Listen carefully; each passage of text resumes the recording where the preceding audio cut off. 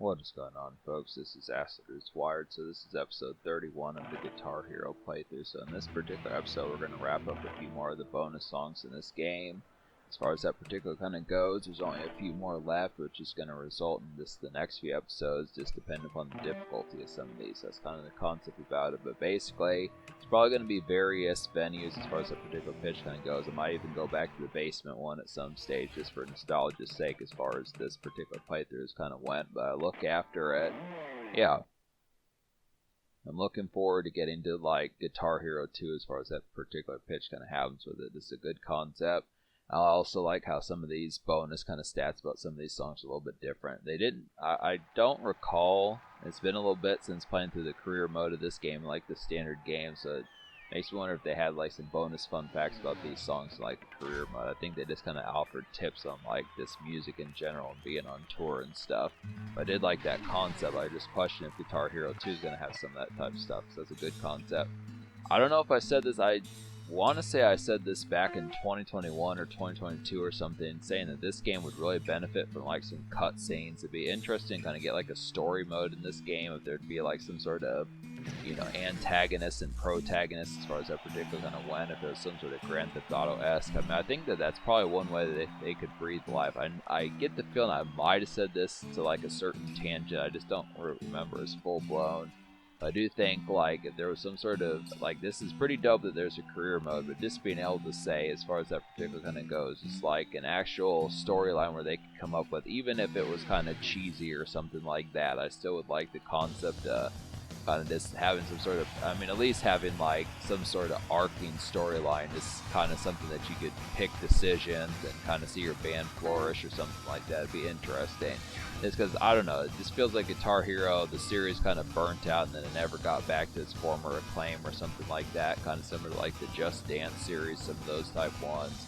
It would be a good send-off to kind of breathe life back into this series or something, but kind of look after it. So yeah, kind of on the music scene, I just would have to say, like, I've been noticing mixtapes and pitches like that. This would have to suppose. There's one in particular, like Hobson apparently dropped like a mixtape way back in the day. Maybe not officially dropped it, but some folks kind of compiled one that's notable enough to say where it would be an official one that eventually at some stage I'm going to get to a review of it. It's not going to be in like August or September, but eventually I'm going to get to like a review of probably seeing what's up, because I've been finding a load of like these Hobson mixtapes that are just dope as hell. Like I definitely would have to say, like the one, the Illmind to Hobson mixtape with like the green cover art, that was real sick. Whoever designed that cover art was pretty much a pro at that particular thing. It's a real masterful type one. And then I just would say on top of that, that like there was like some other ones, like I found that Nene mixtape and some of those type ones. There's actually like a Raw 2 mixtape, and I want to check that one out just because I like the Raw album. I do own the Raw album. Some of those albums by Hobson were pretty expensive, but I look after it, I just question how the quality of like Raw 2 was. And there's like some other ones. I've been visiting places like Discogs, some of those type places. They kind of will list like unofficial. Like that's how I found out about a Jeffree Star project. This is kind of the concept of some of that unofficial type stuff. So it's just kind of, I like the concept of there being a haywire to it. I wish that they would do that with Swizz, and that's like the main thing. Is the thing with Swizz is just the fact. I mean, I recognize that he's just more of like a singles artist, but I'm just surprised, like, back right before Dat Piff shut down, I wish I would have downloaded this fucking mixtape. I just remember there being a mixtape on Dat Piff that had like 7, 8, or 9 Swizz songs on there, and one of which was the song Zoom In, which was like the one that was supposed to be the single off of his album that was supposed to come out in 2014. I mean, obviously I realize that these songs are just ones that are kind of like, you know, this, in some cases I don't even know if you're supposed to download them just because you're supposed to purchase them for like $1.29 on Amazon, iTunes, places like that. But I'd probably at least listen to them through YouTube and then just review the project. But you know, that's some of the stuff that got lost in translation when Dat Piff shut down, which is really too bad. I don't even remember what the name of that project was called, but it was pretty dope. Is getting some of those Swizz songs. I don't know if every single one was a part of like the things that Swizz had for sale, but it was pretty dope. So I definitely want to review Haywire too, and I'm just going to get to some of those, just, you know, because obviously more Swizz projects the better. I just would have to say he's a capable rapper. It's just kind of the thing. I look after it. He definitely was a pretty good lieutenant to Hopsin back in those days. It just, I don't get his work ethic, but I would have to say it's just a good concept being able to say that, because he does have like the quality. I definitely did like that song Zoom In. I mean, it's been a little bit. I listened to at least some degree of it as far as that pitch kind of went along with it, but it is a good concept. So I'd have to say. There's some other ones, but yeah, I want to mess with Haywire too, some of those type ones. There's like another one I was thinking of, I don't remember as much, but yeah, just get into some of those like unofficial mixtapes. I mean, that's going to start popping up just as like a primer. Some of those are going to start popping up on Acid Roots music as far as that particular one goes. I just would have to say it's going to happen. Just to get towards some of those. I mean, maybe not every last mixtape on Dat Piff is going to be on there, and especially if they've been lost in translation when Dat Piff shut down. But a lot of those ones that are just kind of like big official that probably have more than like 10,000 downloads, something like that. Like when you think of Lil Wayne's The Drought Is Over, some of those type ones, or like the ones by the Empire, some of those type folks that do those big name type ones that might as well be official. That's kind of the concept. So that's what's going to happen there. I'm going to do that with Hopsin, because I've been finding a lot of his projects that might as well be official.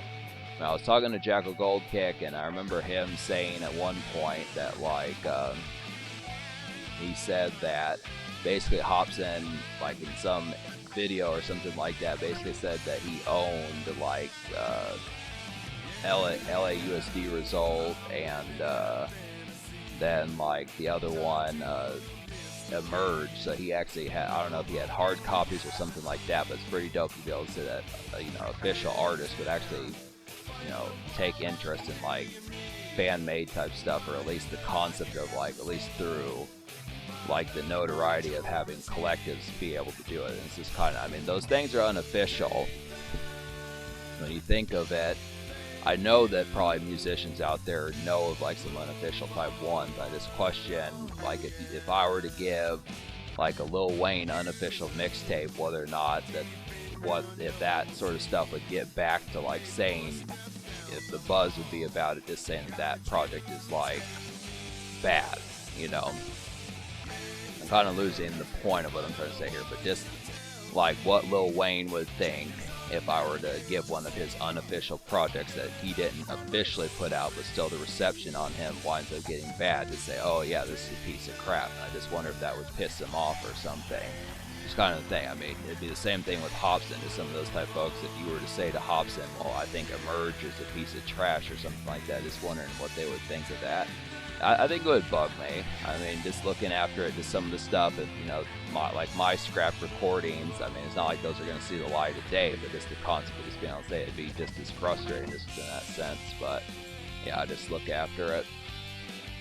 I do like the concept of getting some of that out there, so it's definitely a thing to do that.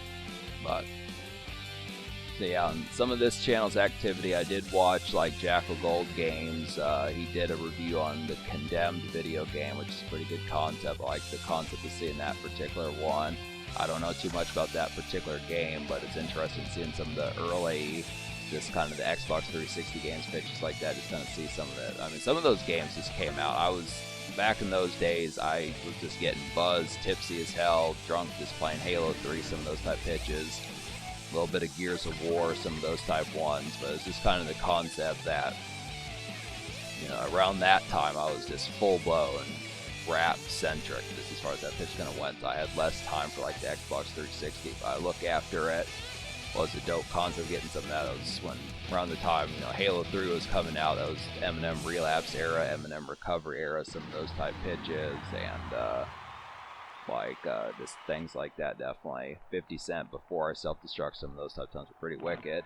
But yeah, I look after it. So that's the concept, folks. So we're gonna get to episode 32 here coming soon enough. It's gonna be the concept behind it. I just look after it. So subscribe for more fun. Thanks for watching. Have a wonderful night, and we'll get to some more of these. Just what I have to say. Fire up some of that pizza or order some. So there's a few more episodes left in this playthrough.